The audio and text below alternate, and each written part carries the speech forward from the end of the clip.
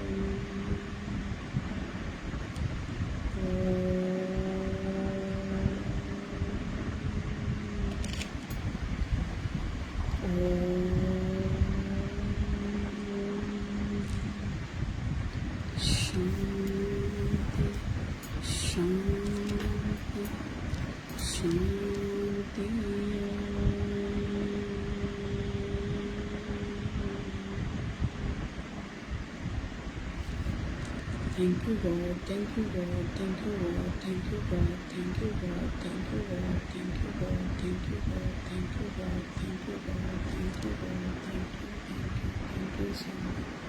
शुक्रिया शुक्रिया शुक्रिया, धन्यवाद धन्यवाद धन्यवाद।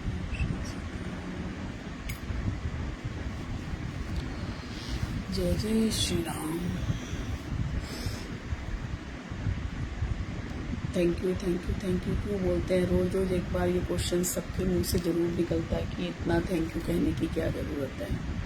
ज़रूरत है क्योंकि हमने आज तक थैंक यू किया ही नहीं है। अभी तो हमें बहुत सारे थैंक यू बोलने हैं, भगवान के नाम से भी ज़्यादा थैंक यू बोलने हैं, क्योंकि उन्होंने अपना काम कर दिया हमें इंसान का जन्म देकर। तो शुक्राने पूरी प्रकृति को, पूरा जो संसार बना है इतना सुंदर इतना प्यारा। आप देखिए कितना कुछ है देखने के लिए, एक एक पत्ता एक एक जानवर। आप देखिए ना कि क्या कलर बनाए हैं। कोई पेंटर उतनी सुंदर कलाकारी नहीं कर सकता जितनी ईश्वर ने हमारे लिए करके रखी है। एक एक चीज़ भी देखना शुरू करेंगे ना तो बहुत चीज़ें हैं, बहुत सारा अनगिनत ब्रह्मांड भरा पड़ा है उनकी आशीर्वाद से और उनकी जो भी उन्होंने बनाया पूरी प्रकृति को। और अद्भुत चमत्कारिक कोई नहीं कर सकता और कभी नहीं कर सकता। तो उनको धन्यवाद देना तो बनता ही बनता है और देना भी चाहिए। और भगवान के नाम का महत्व भी इसलिए ज़्यादा है क्योंकि हरि अनंत, हरि कथा अनंता, हरि से बड़ा हरि का नाम। एक बार क्या हुआ, रामचंद्र जी जब वो पुल बना रहे थे ना, समुद्र वाला पुल बना था, तो उनको लगा कि मेरे नाम के सारे पत्थर तैर रहे हैं, मैं भी एक पत्थर फेंक के देखूं क्या होता है। जैसे अपने ऊपर होता है ना, किसी को आप स्पेशल समझो, और उनको लगता है मैं भी तो अपने आप में टेस्टिंग करके देखूं। तो वो पत्थर डूब गया। अब तो उन्हें बहुत हैरानी हुई कि ये लोग इतनी मेरी पूजा कर रहे हैं और ये तो मेरे हाथ का ही पत्थर डूब गया। तो उसके जवाब में हनुमान जी ने क्या बोला कि जिसको आप नीचे फेंकोगे वो कैसे तैर सकता है। समझने वाले के लिए बहुत कुछ है, नहीं समझने वाले के लिए कुछ भी नहीं। जिसको आप नीचे गिराओगे उसको कौन उठा सकता है। तो भगवान का नाम, जब भगवान ने सृष्टि की संरचना करी है तो उसका नाम, उसका गुण, उसकी वाणी, जो भी उनकी कही गई बातें हैं, उनके कर्म, वो हम अप्लाई करते हैं तो हमारे अंदर भी वैसी ही ऊर्जाएं काम करती हैं और हमारे अंदर पॉजिटिविटी भरती है। एक बार एक भक्त ने क्या किया कि वो ना बहुत नास्तिक था और उसका भाई बहुत आस्तिक था।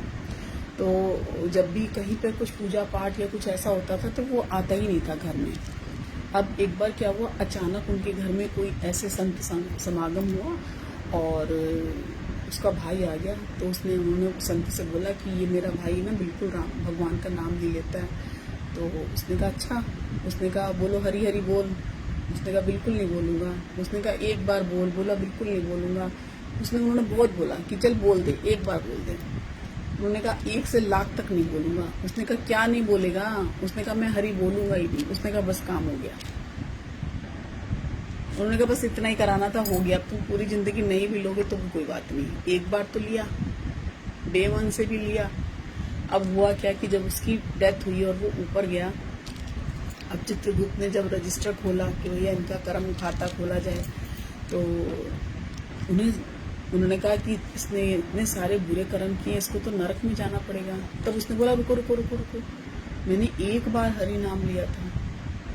अब वो असमंजस में पड़ गई कि एक बार लिया, 1000 बार लिया उसका फल पता है, 1 लाख बार लिया उसका फल पता है, इतनी तपस्या करी इसका भी फल पता है, लेकिन एक बार का क्या फल होता है ये नहीं पता मुझे। अब उन्होंने कहा चलो चलते हैं ब्रह्मा जी के पास चलते हैं। ब्रह्मा जी से पूछा। ब्रह्मा जी ने कहा कि एक बार का फल क्या होगा ये तो मुझे भी नहीं पता। अब ब्रह्मा जी साथ साथ हो लिए चित्रगुप्त के, वो गए शिव जी के पास। तो उन्होंने शिव जी से बोला कि इसने एक बार हरि नाम लिया, इसका फल क्या होता है। अब शिव जी बोले एक बार का तो मुझे भी नहीं पता। अब चले विष्णु जी के पास।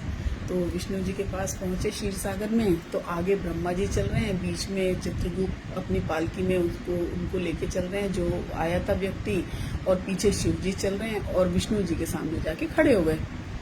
तो विष्णु जी से बोले कि एक बार इसने आपका नाम लिया, इसका क्या फल मिलेगा। उसने कहा फल तो ये साक्षात दिख रहा है। ब्रह्मा जी आगे चल रहे हैं, शिव जी पीछे चल रहे हैं, बीच में वो उसमें चल रहा है, उसकी मतलब टोली में ऊपर आसन में चल रहा है, और इससे ज्यादा फल क्या मिलेगा इसे। तो लेके देखें तब पता चलेगा कि फल होता क्या है। और भगवान साक्षात आकर कैसे दर्शन देते हैं, इसकी भी एक बड़ी अच्छी कथा है। एक उड़ीसा के बहुत सारे लोग थे और वो वृंदावन आए थे। वृंदावन आए और दर्शन वर्शन करके जब वो वापसी जाने लगे, तो जैसे मिल के जाते हैं ना, तो सब लोग आपस में मिलने लगे कि कल तो हमारी वापसी है। तो उसमें एक लड़का था जिसने एक बुजुर्ग की बहुत सेवा करी, और वो बुजुर्ग बहुत प्रसन्न हो गए उससे। उसने कहा तुमने मेरी इतनी सेवा करी है और मैं तुमसे बहुत खुश हूँ, और मेरे घर में मेरी नाती है, मैं उसका विवाह तुम्हारे साथ करूँगा, और ये मेरा वादा है। उसने कहा ठीक है।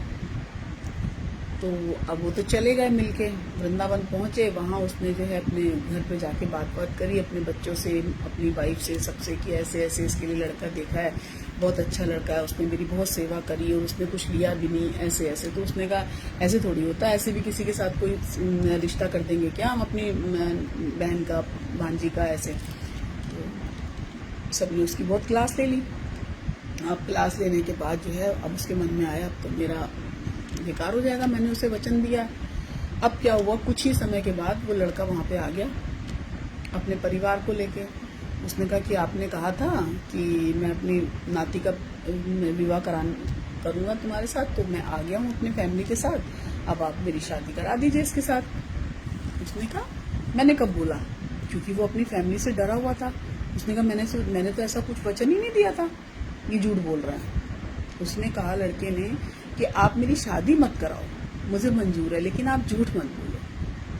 अब क्या हुआ, वो पंचायत लग गई, गांव के सभी लोग वहां पर आ गए और सभी लोग जो है कहने लगे कि ऐसे कैसे हो गया। तो उसने बोला, गांव वाले पंचायतों ने बोला कि आप किसी को जानते हो जिसके सामने इन्होंने ये वचन दिया हो?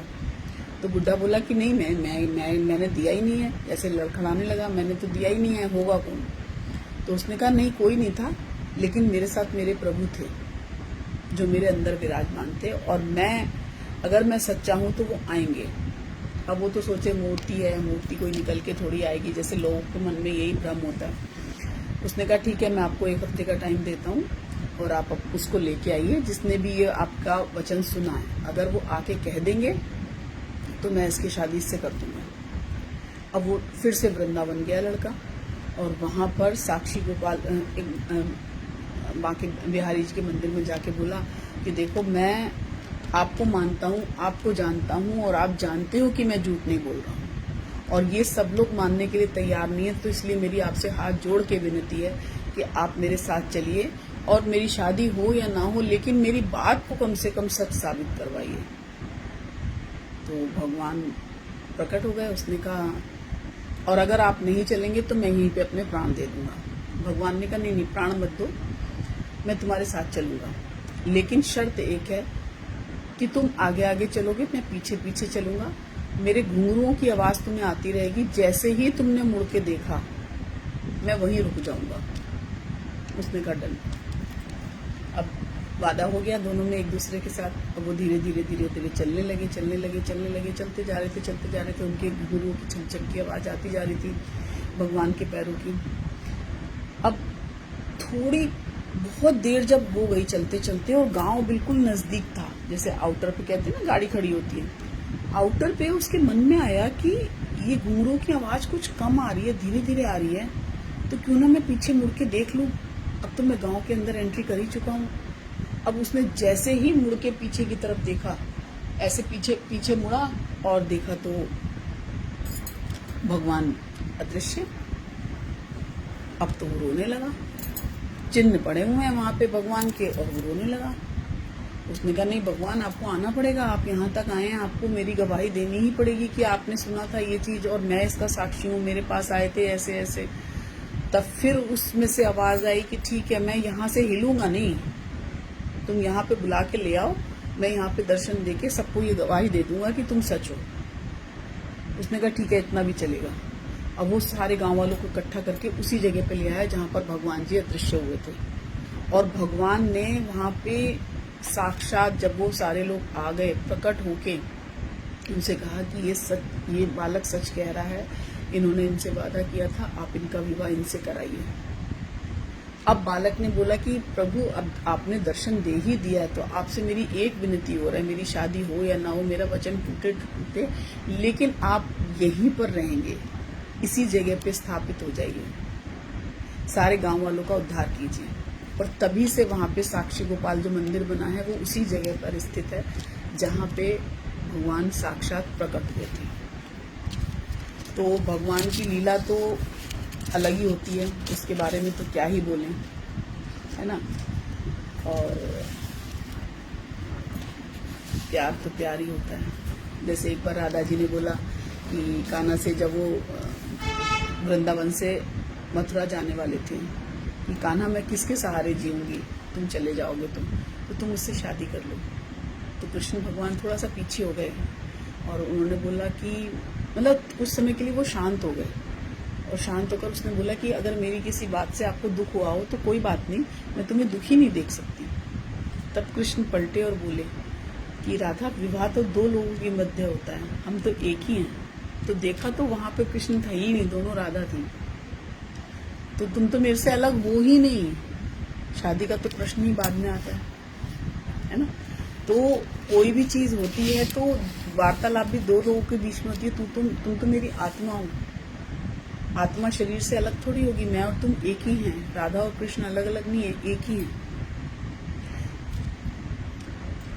और एक बहुत बड़ी सच्चाई और है, राधा कृष्ण तो अमर थे हैं और हमेशा ही रहेंगे, क्या कोई भी ये जानता है कि नर्मदा नदी जो है, नर्मदा नदी, सारी नदियां पूरब से आती हैं, नर्मदा नदी पश्चिम से क्यों आती है और क्या ऐसा रीजन हुआ था?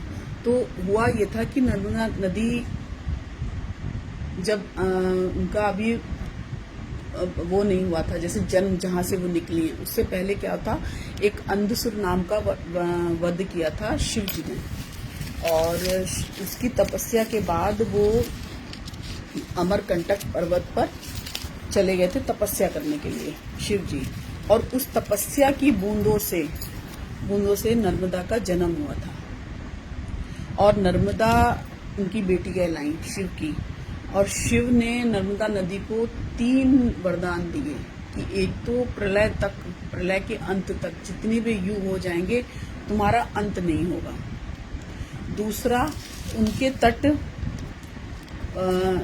उनके जो नदी से जितने भी कंकड़ निकलेंगे वो हर एक कंकड़ शिव जी का रूप ले लेगा और वो पूजनीय होगा। और तीसरा, जहां गंगा समेत सभी जितनी भी आप नदियों में स्नान कर लीजिए, लेकिन अगर आपने नर्मदा में कर लिया तो वो सब चीजों का जो है फल मिल जाएगा। तो गंगा मैया भी साल में एक बार काली गाय बनकर नर्मदा नदी में जाती हैं और सारा का सारा अपना वहां पे छोड़ के आती हैं। तो नर्मदा नदी इतनी पवित्र है। और नर्मदा नदी पश्चिम की तरफ से क्यों बहती है, इसका भी एक रीजन है कि एक सोमवृत नाम का एक लड़का हुआ जिससे नर्मदा का विवाह होने वाला था और तैयारियां चल रही थी, तभी उनकी फ्रेंड जूहिला ने उनके साथ विश्वासघात किया और उनको जो है उसका विश्वास तोड़ दिया और उसके साथ विवाह कर लिया। अब उन्होंने नर्मदा नदी ने क्या किया कि उनसे कोई प्रतिशोध नहीं लिया, पर एक निर्णय किया कि मैं विवाह नहीं करूंगी, और पूरी की पूरी लाइफ टाइम जैसे सारी नदियां पूरब से बहती हैं तो उन्होंने अपना रास्ता ही अलग कर लिया, ताकि आप जैसे किसी से पसंद नहीं कर रही है, आपका तालमेल नहीं बैठ रहा, तो आप थोड़ा सा डिस्टेंस मेंटेन कर लीजिए ताकि वो भी सुखी रहे, आप भी सुखी रहे। अब वो जो परिक्रमा थी ना, आज भी लोग कहते हैं कि 200 किलोमीटर की जो परिक्रमा है उसको करने में जो समय लगता है वो मतलब काफी समय लग जाता है। अब आजकल तो बहुत अच्छा हो गया, और आज भी वहां पे अश्वत्थामा भी विचरण करते हैं, और कोई अगर उन भक्तों को कोई कष्ट देता है तो उनको आके वो सॉल्व करते हैं उनकी परेशानियों को। तो ये है नर्मदा नदी। नर्मदा नदी पावन और शिव की पुत्री हैं, तो नमन तो है ही उनको हर बार। और आज की कोटेशन भी बहुत ही अच्छी है, बहुत ही प्यारी है, मेरे को तो बहुत ही अच्छी लगी। जिंदगी का सबसे अच्छा पल वो है जब आप कहें मैं ठीक हूँ और आपका अपना एक चाहने वाला आपकी आंखों में देखे और कहे चल बता क्या बात है। कोई प्यार से पूछने वाला तो हो, है ना, समझने वाला हो। बताने का मजा भी उसे आता है जो आपकी बातों को समझता हो।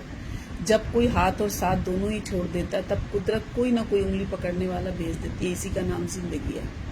मुस्कुराकर चलते रहिए। सहयोग एक बहुत ही महंगी चीज है, इसको हर किसी से उम्मीद न रखें। बहुत कम लोग दिल से अमीर होते हैं, बिल्कुल सच बात है। संभाल कर रखो जो भी हासिल है, बाद में वह मन्नतों से भी नहीं मिलेगा। उसी प्रेम में सुख था, उसी प्रेम में दुख है। सुख और दुख प्रेम से जुदा नहीं होते। मसला ये नहीं कि लोग परवाह क्यों नहीं करते, मुद्दा यह है कि आखिर हमें उम्मीद क्यों है। वाह।